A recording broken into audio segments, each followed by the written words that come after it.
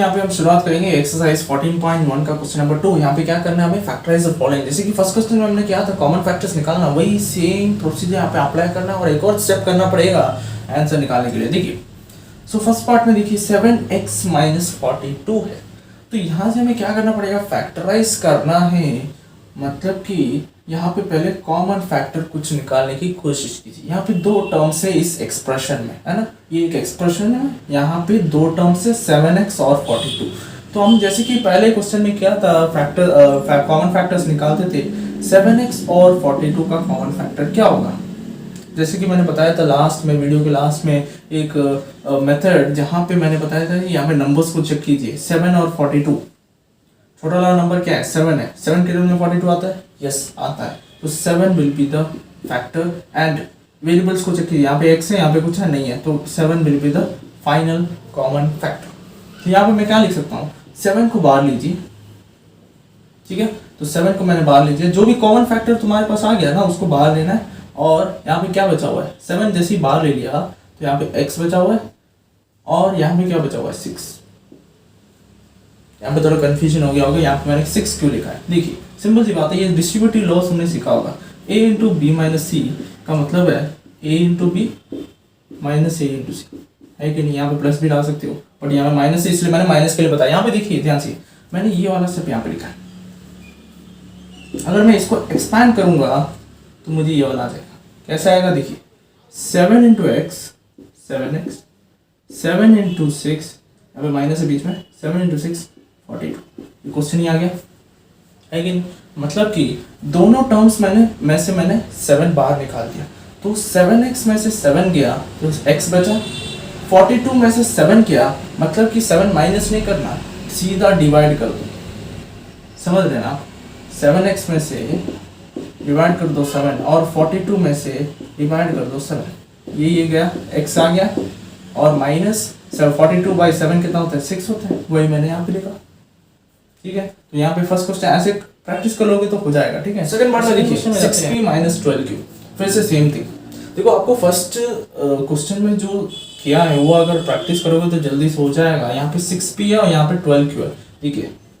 जैसे कि first question में हम क्या करते थे, पहले हम कॉमन फैक्टर्स निकालते थे, जैसे कि 6p का हम ऐसे करके निकाल देते ना, 2 3 ज़ा 3 1 ज़ा, फिर लिखते थे 2 इंटू 3, फिर उसके बाद p लिखोगे, फिर यहाँ पे 12 के लिए 2 इंटू 2 इंटू 3 इंटू q लिखोगे, है कि नहीं। फिर आप कॉमन निकालोगे 2 2 और क्या है 3 3 और कुछ नहीं है, तो 2 इंटू 2 लिखोगे और यहाँ पे 3 लिखोगे, 2 3 ज़ा 4, तो इसका जो 2 3 ज़ा 6, तो इसका जो कॉमन फैक्टर्स है वो है 6। तो अब क्या करोगे, 6 अभी बाहर निकालोगे, कैसे बाहर निकालते हो देखिए, 6 लिख दिया मैंने, p बचेगा 12q है, क्या बचेगा 2q। फिर से मैं रिपीट कर रहा हूँ, मैं क्या कर रहा हूँ, सिंपल सी बात है कि 6 को डिवाइड कर दीजिए दोनों से, जो बाहर निकाल रहे हैं ना सीधा डिवाइड, सब दोनों टर्म्स के लिए डिवाइड करना है, ठीक है। तो 6p बाई 6 क्या हो जाता है, 6 6 कैंसिल, p बचेगा। 12q में से 6 डिवाइड करोगे तो 6 1 ज़ा 6 2 ज़ा 2q है, माइनस है बीच में। अगर आपको फिर भी डाउट आ रहा है कि तुम्हारा आंसर सही है कि नहीं है, तो आपको सिंपल सी बात करना है कि आपको सीधा मल्टीप्लाई कर देना। 6p 6 इंटू p कितना होता है 6p, माइनस 6 इंटू 2q कितना होता है 12q। सेम क्वेश्चन आ गया, तो वेरीफाई हो गया तुम्हारा आंसर। बट ये स्टेप मत करना, ठीक है, ये वेरिफिकेशन स्टेप है, तुम्हारा जो आंसर है यहाँ पे खत्म हो जाता है। तो फर्स्ट स्टेप क्या है, तुम्हें निकालना है कॉमन फैक्टर, उसके बाद उसको बाहर लीजिए, फिर ब्रैकेट डाल दिए, ठीक है। इसको हम बोलते हैं कॉमन निकालना और ब्रैकेट डालना, ये बेसिकली डिस्ट्रीब्यूटिव प्रॉपर्टी जैसा ही है, ठीक है, वही है। सो p माइनस 2q लिख दिया मैं, तो ऐसे प्रैक्टिस करोगे तो हो जाएगा। तो नेक्स्ट थर्ड क्वेश्चन देखते हैं, यहाँ पे क्या हो रहा है, यहाँ पे 7a² प्लस 14 है। देखिए 7a² को लिखूंगा मैं 7 इंटू 7 किसी के टेबल में नहीं आता ना, इसलिए 7 इंटू a 14a को क्या लिख सकता हूँ 2 इंटू 7 इंटू a, कॉमन क्या होगा 7 7 a। तो यहाँ पे कॉमन फैक्टर जो है 7a, यहाँ पे खत्म नहीं होता, आपको क्या करना है, इसको फैक्टराइज करना है, दैट मींस 7a को कॉमन लीजिए। 7a को जब कॉमन लोगे, मैंने क्या बोला, लेने के बाद सीधा डिवाइड कर दो, ठीक है। तो देखिए 7a² बाई 7a जो भी आप बाहर लेते हो डिवाइड कर दिया, ए कैंसिल, 7 कैंसिल, क्या बचा, एक ए बचेगा प्लस 14 ए है, 14 ए को डिवाइड कर दो 7 ए से, ए कैंसिल, 7 2 सा क्या बचेगा 2। ये हो गया हमारा आंसर। वेरीफाई करना है तो सीधा मल्टीप्लाई करो, ब्रैकेट को एक्सपैंड करो, आपको ये क्वेश्चन जो क्वेश्चन था वो मिल जाएगा। ठीक है, अब चलते हैं यहाँ पे देखिए, यहाँ पे -16z plus 20z square, sorry z cube है, तो -16z इसको मैं क्या लिख सकता हूँ, 16 2 8 जा 2 4 जा 2 2 जा, सो 2 1 जा, so ये हो जाएगा, माइनस बाहर लिखिए 2 into 2 into 2 into 2 into z। Next 20z cube को क्या लिखोगे, फिर से सेम चीज आपको करना है, 20 2 10 जा 2 5 जा 5 1 जा, ये 2 इंटू 2 इंटू 5, ठीक है, 2 into 2 into 5 into z cube है, तो उसको मैं क्या लिखूंगा, z into z into z। तो यहाँ पे क्या कॉमन आएगा, टू, देखो वही मैं बता रहा था पिछले क्वेश्चन में भी, फर्स्ट क्वेश्चन में यहाँ पे माइनस है नहीं की मैं, तो माइनस को बाहर रखिए, कुछ देखने की जरूरत नहीं है। ठीक है, दोनों में माइनस होता तो माइनस कॉमन ले सकते थे, एक और 2 और कुछ है नहीं, एक z है। ठीक है, तो ये हो जाएगा 2 इंटू 2 इंटू जेड, 2 2 जा 4, 4 इंटू जेड 4z, तो 4z तुम्हारा कॉमन फैक्टर है, तो ये फर्स्ट पार्ट है। नेक्स्ट जब आपको क्या करना है, 4z को आपको बाहर निकालना है। अब देखिए कैसे निकालोगे,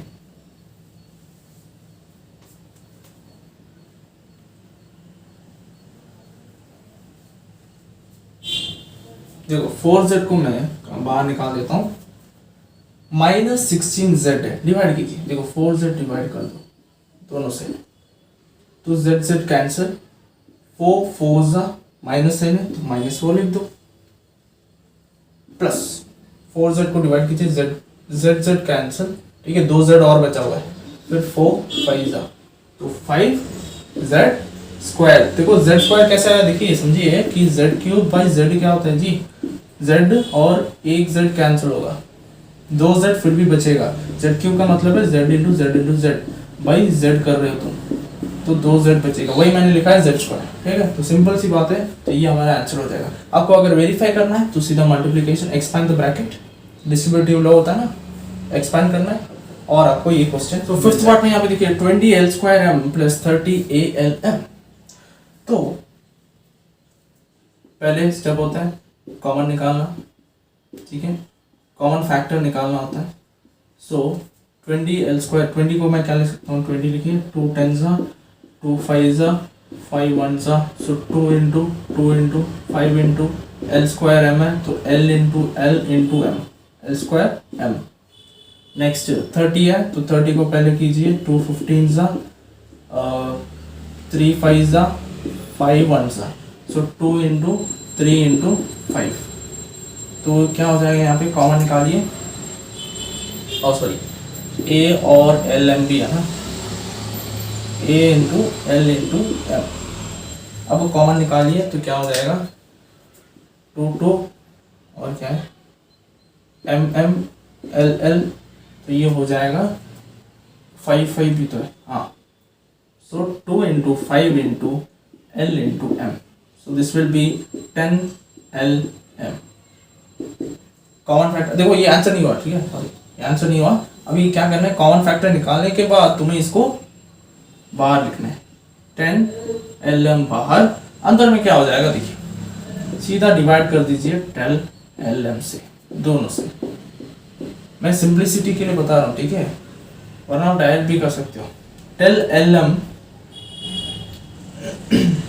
बाहर चला गया, मतलब कि 10 से डिवाइड कर दो, m गया, एक गया, 10 2 जा, तो बचेगा 2l प्लस mm ll, 10 3 जा 3a, ठीक है, तो ये होगा हमारे पास आंसर। वेरीफाई ये फाइनल आंसर है, वेरीफाई करने के लिए आप मल्टीप्लाई भी कर सकते हो। अब इस केस में आते हैं यहाँ पे 6 पार्ट में, यहाँ पे 5x स्क्वायर y है, तो 5 इंटू एक्स स्क्वायर को x इंटू वाई लिख सकता हूँ, और यहाँ पे 15 माइनस है एक्स वाई स्क्वायर है, तो इसको मैं लिख सकता हूँ 15 का लीजिए 15 3 5 जा 5 1 जा ना, तो 3 इंटू 15 माइनस साइन बाहर रखिए, उसके बाद x इंटू वाई स्क्वायर है तो y इंटू वाई कीजिए, ठीक है। अब यहाँ से क्या कॉमन आता है, देखिए 5 x y कॉमन। देखो माइनस साइन फिर से मैं बता रहा हूँ, माइनस साइन लिखने की जरूरत नहीं क्योंकि दोनों में माइनस साइन नहीं है तो कॉमन ले नहीं सकते, ठीक है। तो यहाँ पे 5 कॉमन, तो 5 और x है और y है, तो 5xy कॉमन आ गया। ये यहाँ पे फाइनल आंसर नहीं होता, आपको आगे क्या करना पड़ेगा, बाहर लेना है। तो 5xy लिखो, जो भी कॉमन फैक्टर है ब्रैकेट डालो, अब सीधा डिवाइड कर दो 5xy यहाँ पे भी और यहाँ पे भी 5xy डिवाइड कर दो।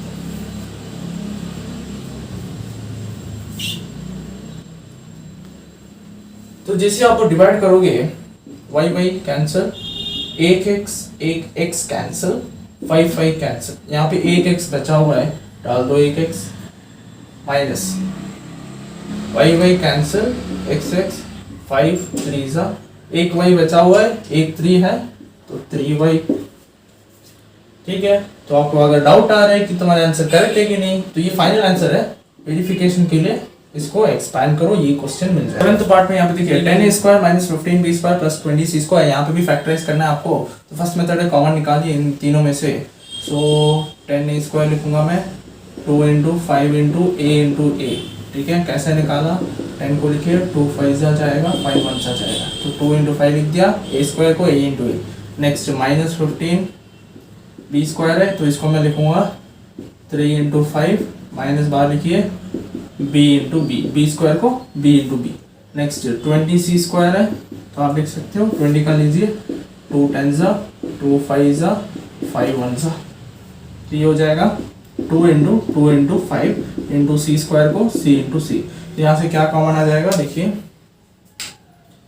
2 कॉमन नहीं है तो क्या कॉमन होगा, 5 कॉमन है, और तीनों में देखना है, ठीक है, तीनों में क्या कॉमन है वो देखना है, और a कॉमन है क्या, वो कुछ भी नहीं है, तो 5 ही है कॉमन, तो 5 हो जाएगा हमारे पास कॉमन, तो उसको बाहर लिखना पड़ेगा।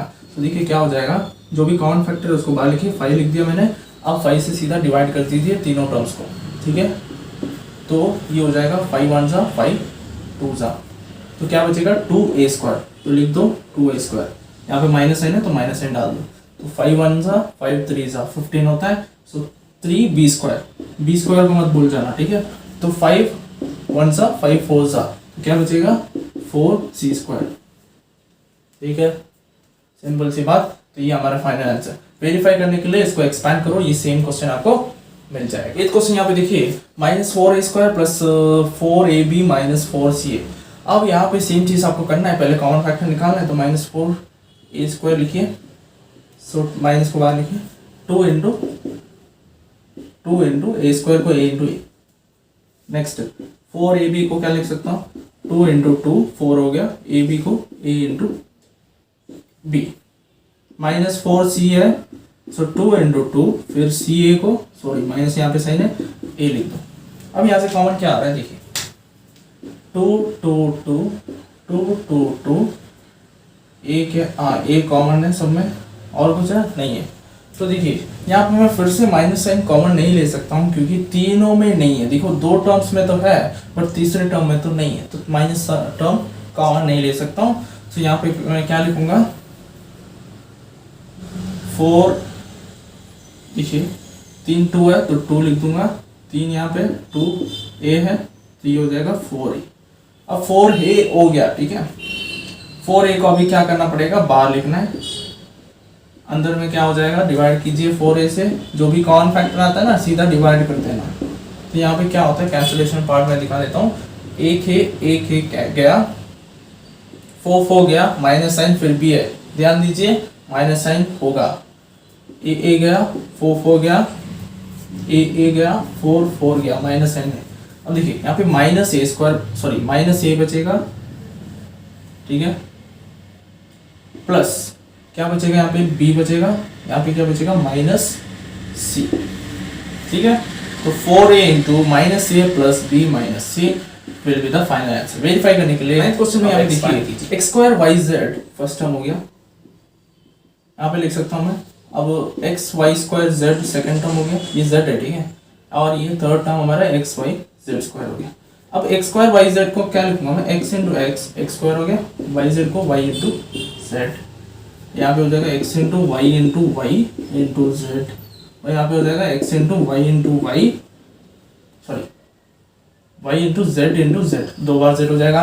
यहाँ पे क्या कॉमन आता है देखिए, X X X Y Y Y, और क्या कॉमन है जी, जेड जेड जेड। तो क्या क्या निकल के आ गया, एक एक्स हो गया, एक वाई हो गया, एक जेड हो गया, तो which is equal to X Y Z.